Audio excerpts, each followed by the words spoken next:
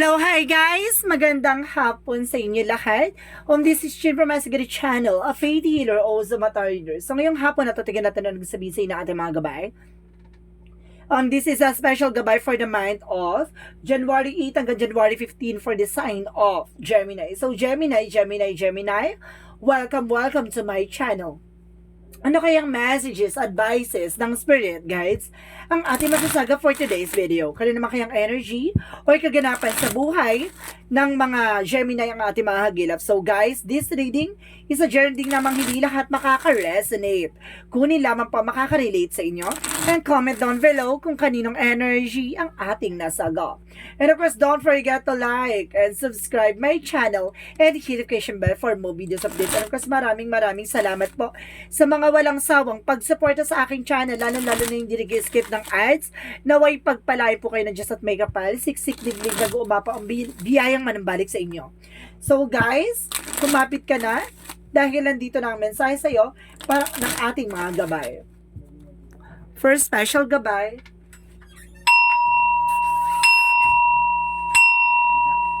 Angel Spirit Messages, give me an information kung ano gusto sabihin sa inyo ng ating baraha. There's a 7 of swords. So, there's a sneakiness. There's a cheating lying on you, no? Mag-ingat kami manloloko dito. May, kumbaga, sinusubukan kang linlangin, sinusubukan kang lokohin. And because there's a 4 of pentacles. So, there's a saving money or budgeting. So, kailangan mo mag-budget. Baka some of you, baka maloko ka dahil ganito, ganyan, kung ano ang binibili mo, or kung ano ang in-order mo, or some of you guys na maaani ka talaga maloloko by emotional, no? Additional messages, there's a 5 of wands. So, there's a complication. Oh, mag-ingat ka. So, there's a complication na maaaring pera to. Proteksyonan mo kung ano man ang meron ka. Na baka ma-scam ka. And because there's a Queen of Pentacles, so there's a practicality. So, kailangan maging practical kapag dating sa finances. And the devil is here. So, there's a negative energy, toxicities, or temptation, or either a black magic involved. So, let's see. Additional messages. And of course, there's a higher fan. So, there's a lesson learned. May mga bagay na kailangan mo natutunan. May mga bagay na kailangan bitbitin. No? Yung nakaraan hanggang sa kasalukuyan. Yung mga aral. No? So, let's see what is the 7 of swords. So, there's a Queen of Cups. So, there's a healing. Maaaring magamot na yung sa loobin mo. No? Dahil sa panluloko sa'yo. So, let's see what is the 4 of Pentacles. And because there's a Page of Pentacles, so there's a manifestation, no? And new ideas and new plans. So, kailangan mo daw mag-invest, no, on your own. Saving money, kumbaga mag-invest ka sa sarili mo, no? So, let's see what is the 5 of Wands. There is a 10 of Pentacles. So, there is a long-term success and long-term investment. Meron dito pang matagalan na eksena, no? Sinasabi sa'yo dito, guys, mag-ingat ka, there's a lot of competitors, no? Marami ka kompetensya dito, or some of you, there's an information na maaari magkaroon ng komplikado. So, let's see what is the Queen of Pentacles. And of course, guys, there's an Ace of Wands. So, there's a new beginning coming in for you. There's a spark for new success and new opportunities. And of course, there's a 3 of Wands. So, there's a waiting for a soul to waiting for. May mga bagay dito na maaaring there's a trouble or either na kumbaga nagkakaroon ng cancellation or something delays, no? Mayroon taong gumagawa sa'yo para hindi mo matupad yung mga plano mo at yung magiging resulta. Or some of you may mga alis na, no? Nag-aantay ka na lang ng kumbaga something visa o tawag. So suddenly na natatambakan. So kailangan nyo mag-report. Kasi kumbaga mayroon taong gumagawa para matambak. Or either mayroon kang hinihintay na balita na wala ka pa rin nakukuha hanggang ngayon. So, let's see what is the Hierophant. So, there's an 8 of Wands. So, there's a trouble talaga. No? There's an information na kumbaga, there's a fast communication and fast movement. And of course, there's a email or messages ka matatanggap. And of course, the Hierophant lesson learned. No? Matuto ka na. So, matuto ka saan? Sa mga naranasan mo. No? Kasi meron dyan magme-message sa'yo. Sabi niya, Mare, pautang. Mag-ingat ka sa mga message. Mag-ingat ka sa mga matatalinahagang salita, lalo na sa word ng mare, no? So, let's see what is the 7 of Swords and the Queen of Cups. Kapag mare, yung chat setas walang kasunod, wag mo muna reply, hayaan mo muna siya mag-reply. no? Kasi mamaya utang yan tapos suddenly masisira pa yung pagkakaibigan nyo dyan dahil magkakaroon pa ng complication. And because there is a Knight of Swords na nagkakaroon ka na anxieties and deceptions dahil kumbaga nai-stress ka or some of you guys hindi na makatulog dahil sa panloloko na to. Kailangan maging matalino kapag dating sa finances kasi baka magdulot talaga to ng depression sa'yo, no? And the 10 of Wands. So, see, there's a lot of burden coming in for you. Marami ditong kumbaga darating na problema. There's a storm warning, paalala. Mag-ingat pagdating sa finances, paalala na sa'yo na kailangan mo mag-ingat. And the Three of Pentacles, so there's a collaboration, teamwork. And of course, kailangan mong alamin yung mga bagay-bagay bago ka maglabas ng malaking pera. And of course, sinasabi dito, there's a Hermit card. So, there's a soul searching. May mga bagay na maglilinaw na sa'yo about sa spirituality. And the Star card represent a wish fulfillment. Don't you worry, there's an hope. No? Kumbaga, there's an information dito na maaaring matutupad na yung mga pangarap mo. Huwag ka masyadong maging greedy, no? Sa mga pangarap mo na, kumbaga, gusto mo na makuha agad. Huwag ka masyadong maging greedy dun sa bagay niyo. Kasi, the more na nagiging greedy ka, the more na nagkakaroon ng delays and cancellations, no? So, sinasabi dito, guys, sa parang the devil is here, na kumbaga, there's a greedy. Parang gustong-gusto mo na mangyari yon kaya nagkakaroon na parang hindi nangyayari kasi kumbaga inaantay mo nang inaantay, no? Totoo yung ganyan. So let's see what is the Hierophant and the Eight of Wands. And of course, there is a Seven of Cups. So there's a lot of option and opportunity coming in for you. Maraming oportunidad na papasok dito or options, no? Kaya naguguluhan ka, nalilito ka, hindi mo alam kung anong umpisa mo, kung anong gagawin mo. And the Two of Cups, there's a partnership. May partnership dito, and because there's a Four of Swords. Listen to your intuition and listen to your gut feeling, no? Kailangan mo rin magpahinga dito. And because there's a Fool card, so there's a leap of faith and new beginning is coming your way. No? Meron dito kailangan sinusubukan na pananampalataya at tiwala mo, ha? Makinig ka sa intuitions mo. And of course, there's a High Priestess. So, there's a hidden agenda. So, maaaring may mga bagay or synchronicities na hinahatid na sa'yo na message na may taong gumagawa ng hindi maganda sa'yo kaya nagkakaroon ng delays. Or some of you guys, there's a hidden enemies talaga or hidden agenda. So, let's see about naman sa career. Sa career is the Hangman. So, delays, no? And financial loss. So, talaga suddenly nagkakaroon ka ng financial loss ngayon. So, naman pagdating naman sa love life, additional messages. Pagdating sa love life is the Page of Wands and of course the Strength card. So, kailangan mong maging malakas, maging matibay sa mga chismis na mababato sa'yo, malalaman mo. No, maaaring kumbaga, yung chismis na yan, yung pala, fake news yan. So, mag-ingat ka. So, let's see about naman sa health. So, there's a Six of Wands. So, magtatagumpay ka about the first card.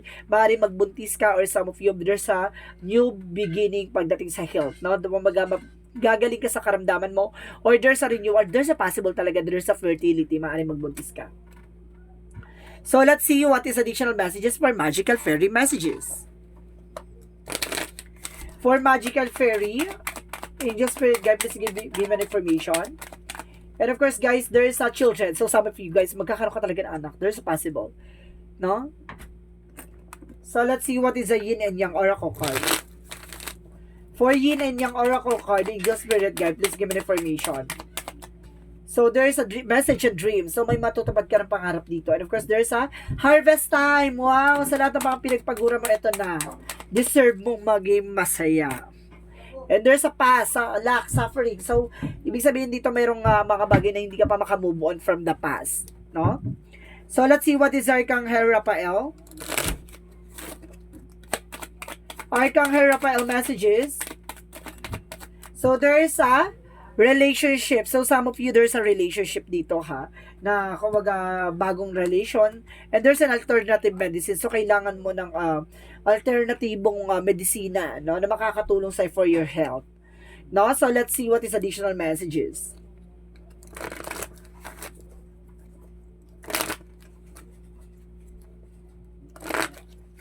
So, let's see what is additional messages. Cornucopia. So, kailangan mo ng fruit and vegetable dito. And there is a thinking woman. So, meron ditong nag-overthink, no? The thinking man. So, pares kayong overthinking ng person mo. Pares kayong nag-iisip or feeling paranoid, no? Additional messages pa. So, pares kayong paranoid nitong person mo or nag-iisip. And of course, there's a caring connection pa. So, there's a soul contract ha. Kumbaga parehas kayo, kumbaga there's a connection na talagang, di ba, pinagtagpo kayo at tinadhana. So, let's see what is additional messages. And of course, there's a child of the cosmos, no? The intelligence of the universe lies within you. Ibig sabihin talagang parating na talaga yung magandang buhay at magandang bukas na nakalaan para sa inyong dalawa, no? Talaga isisilang na ang chapter mo. Parang ganon. Pahina mo naman ang babasahin ng universe. And of course, there's a kitchen, there's a creation, no? May mga bagay na gagawin mo na dapat mong galingan. No? Yung mga signage mo. And there's a gift. For some of you, there's a gifted. No? May regalo sa'yo ang universe. Bakit yung regalo? No? Yung, there's a baby or something. Fertility. And because there's a cleansing and clarify. So, kailangan mo mag-cleansing. No? It's either a baby or new job or new business, new home. Kumbaga may bago dito. So, let's see what is our romance angels. There's a romance angels, give me information. So, there's a give your relationship a chance. So, mayroon talaga dito sa mo nagkaroon ng balikan, no? And of course, nagkaroon ng, kumbaga, separation, tapos muling nagkaroon ng reconciliation. So, let's see what is Archangel Michael messages. And you and your loved ones are safe. Now, may mga mahal mo sa buhay, safe naman daw. And of course, decide to be happy now. So, kailangan mo magdesisyon na magiging masaya ka ngayon.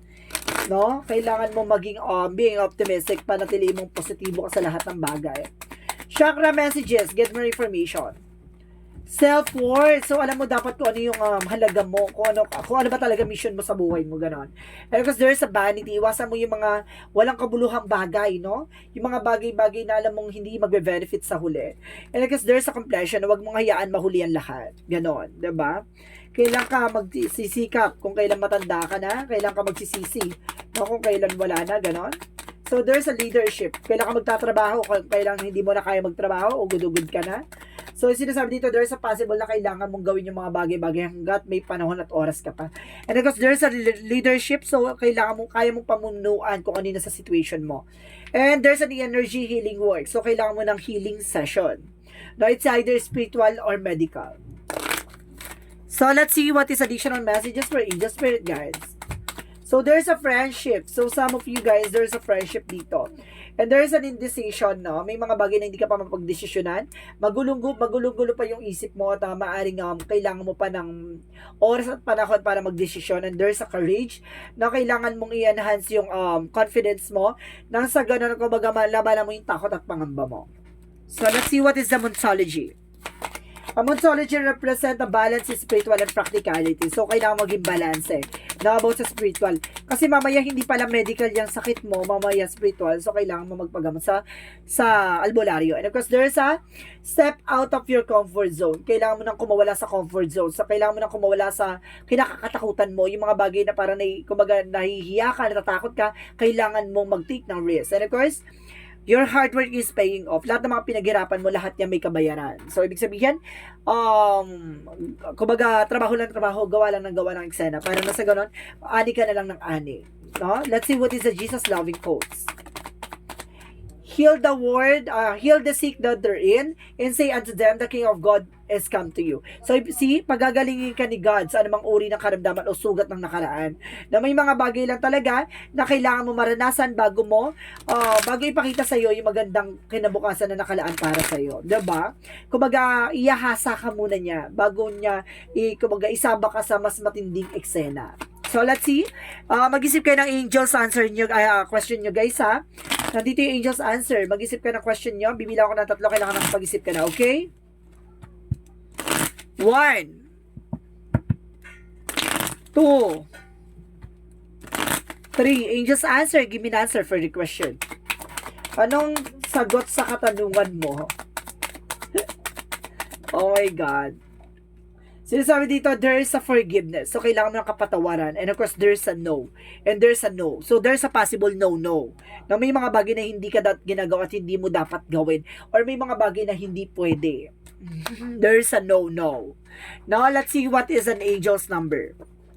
Double clarification yan, ha? There's a no and no. Angel's number. Give me an answer for the question. So, there's a 10. I am ingenious. You have great leadership skill. Your mind is sharp and allow you to dream up ingenious ideas and organize all the details that direct others sa how to carry things out. Ibig sabihin dito, kayang-kaya mo mamuno, no? Kayang-kaya mo magbigay ng opinion, kayang-kaya mo mag-advise sa mga tao sa paligid mo na makakatulong sa kanila from their benefits, no? From their soul and of course from their own kumbaga things na gagawin nila sa bahay nila o sa pamumuhay nila. Kumbaga kayang-kaya mong makatulong sa kanila gamit ang iyong mga ideas and of course ang iyong mga information or advices. So let's see what is the messages of life. Messages of life represent I am welcome. So sinasabi dito guys, I welcome life as it is present itself to me. Today, I take each step on my path to fulfill with a good faith as I swim easily with the flow of life. I embrace all the experiences that the universe bestows on me.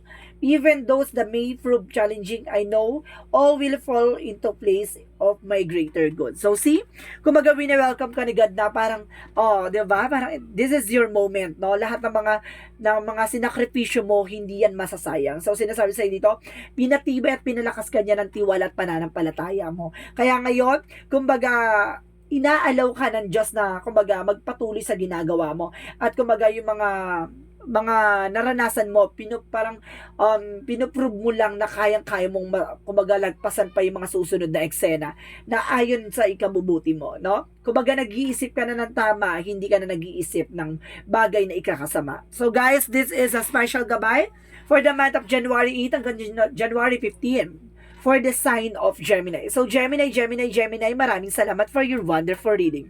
So this reading is a general reading namang hindi lahat makaka-resonate. Kunin lamang po ang makaka-relate sa inyo and comment down below kung kaninong energy ang ating nasagaw.